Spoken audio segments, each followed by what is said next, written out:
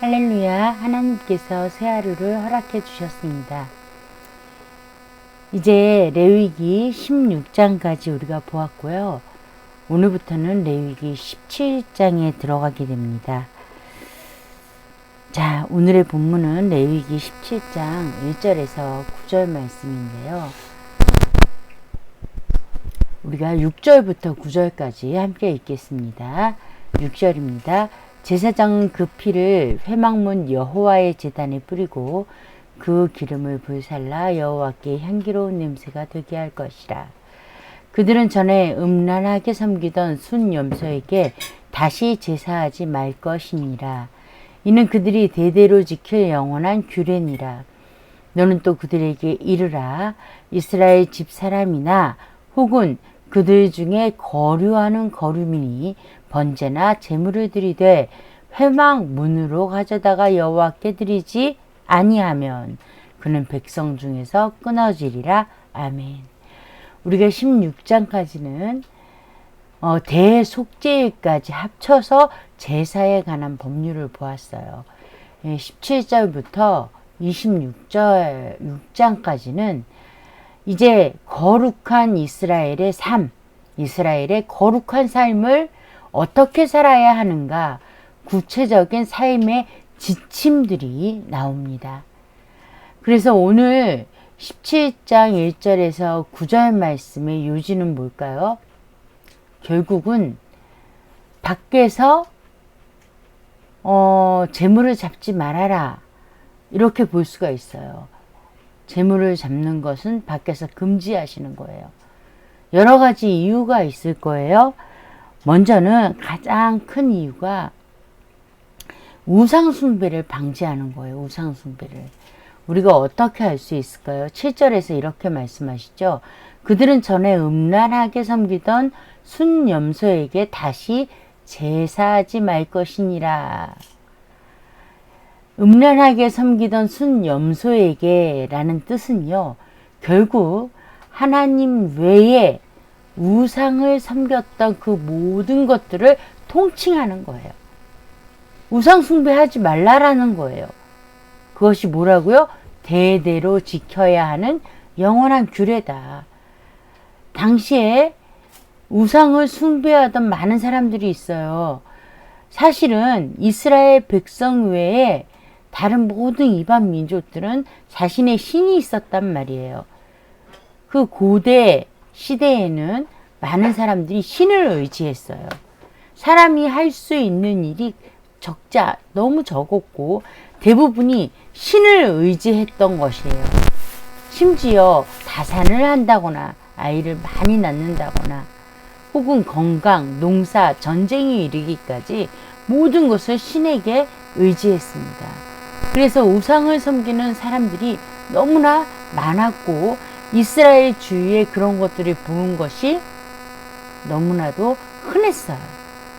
그렇기 때문에 이스라엘 백성들이 바깥에서 재물을 잡게 되면 그렇게 우상에게 재물을 바치고 제사하게 될 확률이 높아진다라는 거예요. 심지어 이스라엘 백성들이 하나님을 어떠한 하나님으로 생각했는가, 이것도 사실은 매우 중요한데, 이 고대 시절에 이스라엘 백성들은 하나님을 전쟁의 하나님이라고 생각을 했어요. 그래서 농사를 풍요롭게 해준다거나 다산을 해준다거나 이러한 신을 따로 섬겨야 된다는 유혹을 무척이나 많이 받았어요. 모든 것을 하나님이 다 책임져 주신다고 약속하셨음에도 불구하고 이스라엘 백성은 잘 넘어갔다라는 거예요. 그런데 우리가 하나님의 임재가 어디에 돼요? 회막 안에 있잖아요. 회막 안에. 그곳에서만 하나님이 임재하시기 때문에 제사를 어디서 해야 돼요? 회막에서 해야 돼요. 그리고 또 하나. 자, 제사장 없이 제사를 개인적으로 하게 되면 어떤 일이 일어날까요? 바로 하나님께 제사하지 못하게 되는 거예요. 회막이 아닌 곳에서 제사장 없이 한다면 그곳에 하나님이 임재하시지 않고 제사장이 없으니 하나님께로 이끌어 갈 수도 없다라는 거예요. 결국 이러한 모든 것은 하나님의 말씀, 하나님이 만들어 놓은 이 모든 말씀과 명령에 따라서 이루어져야 된다라는 거죠. 이러한 질서가 이루어지지 않으면 많은 어려움이 생겨요. 9절에 보니까 회막문으로 가져다가 여호와께 드리지 아니하면 백성 중에서 끊어진다. 이렇게 엄히 경고하고 계세요. 자, 오늘날 우리는 이러한 것들을 어떻게 적용해야 할까요? 하나님께서 주신 공동체의 질서, 이 모든 것들은 결코 우리가 좌지해서는 안 되는 거, 좌시해서는 안 되고 반드시 지켜 행해야 되는 거예요. 그래서 공적 예배가 얼마나 중요한가. 우리가 공동체가 함께 예배하는 것이 상당히 중요한 거예요. 자, 이 공동체에서 벗어나서 나는 아무 데서나 혼자 예배하면 돼 하고 자의로 예배를 빠지고 나 혼자 예배하겠다 하게 되면 생기는 위험성에 대해서 경고하고 있는 거예요. 저와 여러분은 모두 하나님만 예배합니다. 하나님만 예배하기 위해서는 우리가 함께하는 그곳에서 해야 돼요.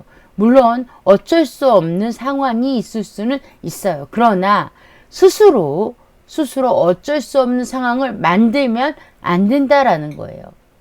왜냐하면 저와 여러분은 예수 그리스도가 머리 대신 한 몸 공동체예요. 즉 예수님의 몸이라는 거예요.